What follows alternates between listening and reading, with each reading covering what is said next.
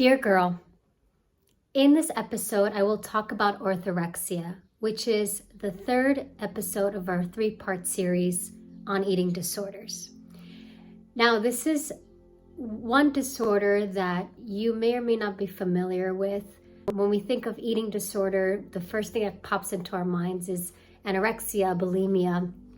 But orthorexia is something that I've discovered later on in my life, in my early 30s. I didn't know what it was until I started looking into what anorexia and bulimia means. For some of you who have not watched my previous episode, I talked about anorexia and bulimia, so I highly encourage you to check it out because I also talk about misconception. In this episode, orthorexia is very interesting because it's an eating disorder characterized by an excessive preoccupation with eating food that one considers healthy. Greek word orthos, which means right or correct. So you are selecting ingredients that you think are correct or right for your body or you consider healthy. It is actually a counterpart to other eating disorders like anorexia and bulimia.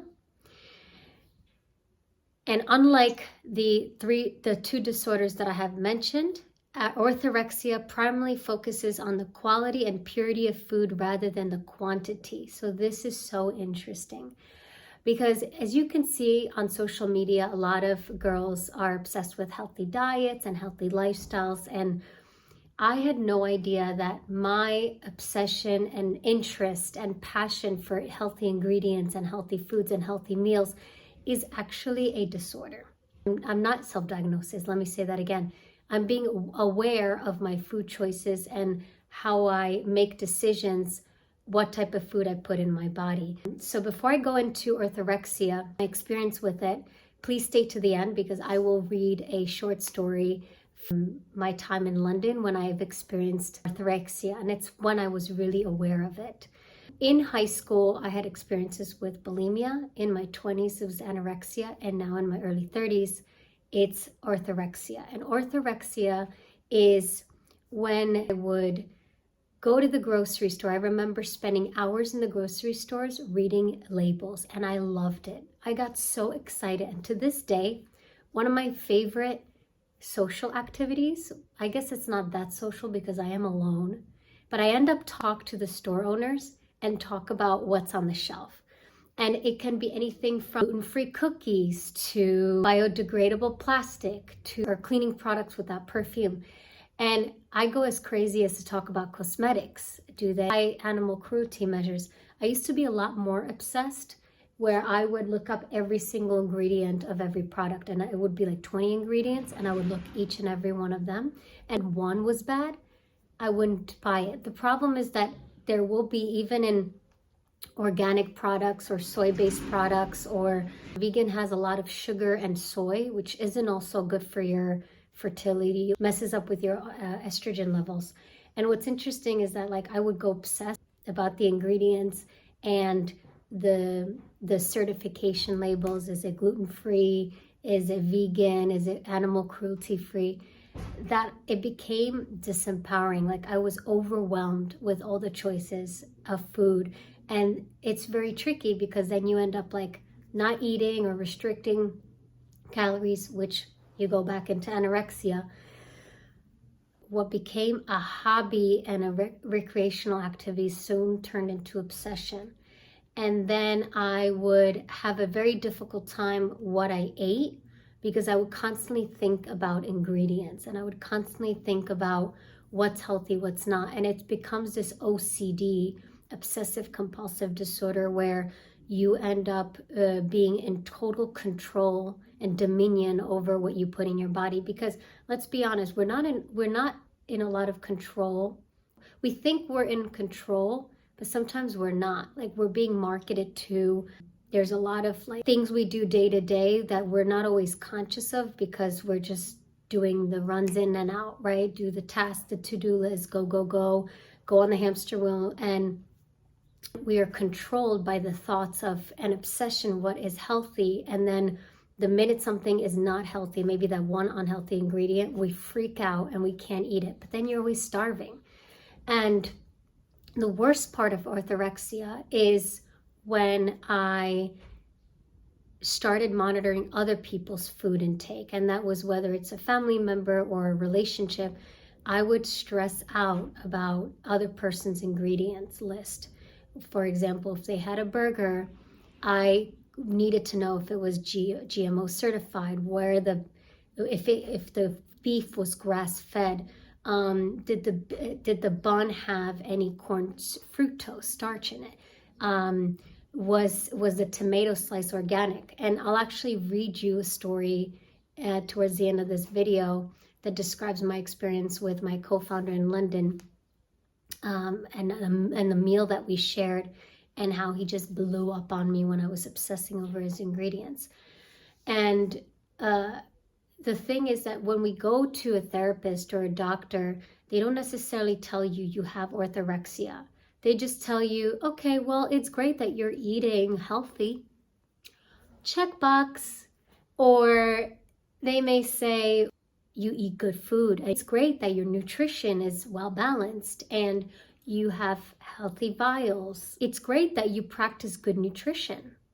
But then to the extent of what? When I had thinking about what the other person puts in their body, it's interesting because I think it causes anxiety in the other person, and it makes the sharing meals very unpleasurable.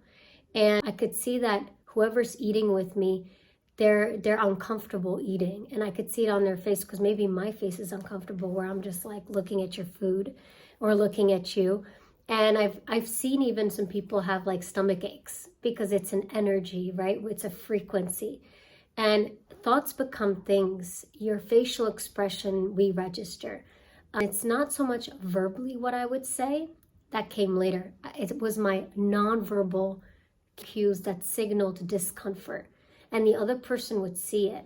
And then, of course, if they ask like, hey, what's going on? I didn't want to say anything. Later on, I would say, hey, it's really not healthy for you to have that. Or be careful. Did you get the organic one in the supermarket? Or be careful if you're eating this. And it was crazy. It's just looking back, like, I don't know how anybody could put up with me. Because that whole exchange is uncomfortable. Then often, like, I internalized it, and I would just be on this adventure to the supermarkets and just buy myself food, and then of course buy whatever food the other person wanted. And even then I would have shame and guilt that I bought them food that was junk. So what I tried to do is to just get them what they want, but if I made sure that I was always cooking, because then I could control the food. I could control the ingredients, and I became obsessed with cooking. I actually love to cook because it's relaxing. Now that I have a more of a healthy approach to eating and nutrition, I could just see how cooking back then was a way of controlling what someone ate, versus now it's a pleasurable experience. I spend a lot of money. Like in New York, my grocery bill was like $600-700 a month. For two people, it was almost $1,000. In London, it was steep. And it's just this cycle of control that you cannot get out of it. It's a feedback loop. And you think, if I eat this, then this happens. If that person's eat that, then that happens. And then if we kiss, like, I'm getting the taste of their food from their mouth. And that's kind of, it has GMO, the meat has GMO. And if I get near a person, I could even smell the meat on their skin. And I would obsess about, oh my God, I don't eat meat, get into the whole germophobia stuff. A disorder could lead into another disorder. And you don't take measures of journaling and being aware of your habits, we deny that we have a disorder. Everybody has a disorder. It's like we live in a fast-paced modern world. We all have an issue with something. I have OCD. It's not as severe, for example, some members in my family. I definitely have compulsions, but they're under control. Like, I still look at what I eat and how much I eat. More relaxed. It's more of a, okay, well, let me be aware what I put into my body, but not restrict so much. And it's the irony of all of this is now I have, when you go through these disorders, you end up having intestinal issues, you end up having psychological issues, physical issues. I have inflammation in my gut, my stomach, my intestines, and I'm constantly thinking about food and what I put in my body, even though it's more balanced now, where I just I go to my local market, I get the organic produce, I pick out a fish and a vegetable and a grain. I try not to eat so much gluten. Millet has gluten, but it's really healthy gluten. Now I just balance my awareness with my obsession, and I'm smiling as I say this. Obsession, the addiction, the disorders, they control our life. And we miss opportunities for growth. We miss opportunities for living in the present because we're constantly thinking about the past, what we put in our body, and the future, what we will put in our body. Versus right now, I'm enjoying a wonderful meal, a fish that was caught in the Mediterranean Sea today. I'm sharing this video from Spain. And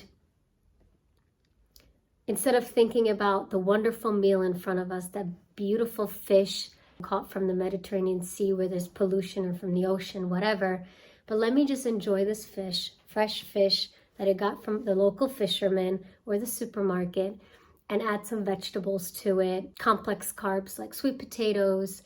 And by the way, complex, the carbs are processed in your body slower and has typically a lower glycerin index.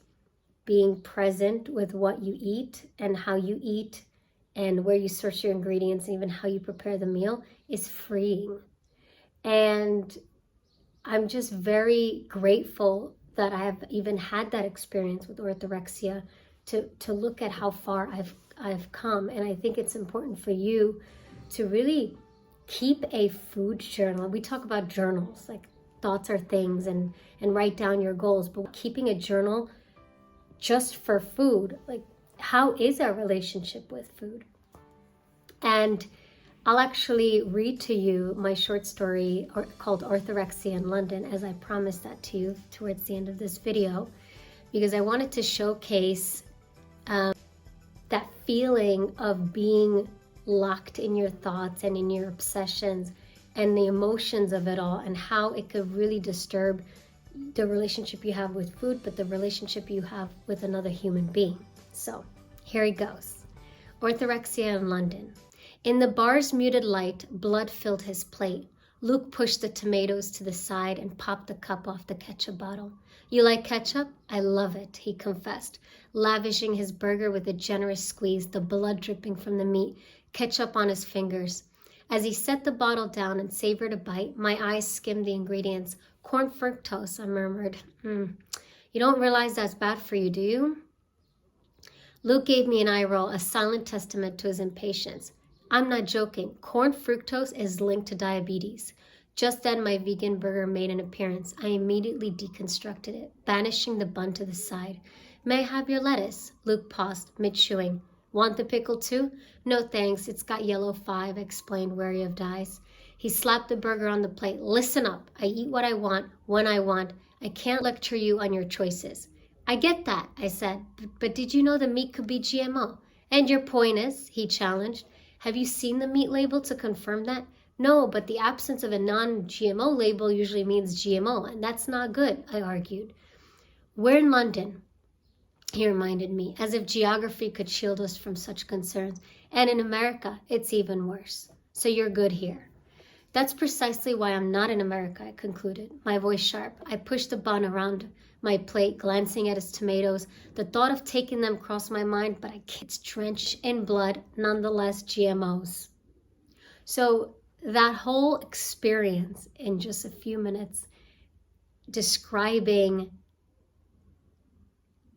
sharing a meal of a vegan burger and a regular burger between me and my co-founder, is just a sliver of the experience. So you go through all of these layers that you just spend your whole day thinking about the food itself, more so than actually eating and actually the work that matters, or the aspects of the relationships that matter.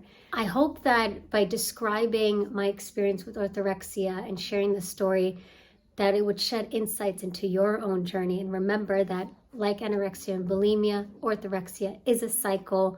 And remember that if you understand the triggering events and you understand where you've gone and you understand what happened that led to this disorder, and being aware of that, and sort of releasing that and understanding your habits and patterns and making sure that you keep it at least under control, or you talk about it, or you adopt new habits, is entirely freeing. And they are cycles. You may go through another eating disorder once you are finished with orthorexia. And the thing is, you're never really finished with disorders. You're aware of your disorders, especially with eating. It's more visible. You can see when you lose weight, or you gain weight, or when you restrict calories, or when you pick your ingredients. You see it from your habits. Other disorders like psychological are much harder to see, yet alone record. I invite you to just keep a food journal and see how it goes with your experience, and even comment below and let me know what you've done to overcome some of your symptoms and what new habits you've adapted. So thank you for watching. Please subscribe to my channel. Make sure to fill out the form below in my description. If you have any video requests, I could talk about self-improvement, entrepreneurship, and writing, and I'd be happy to hear from you. Thanks, dear girl, and thank you. Please subscribe. Until the next time.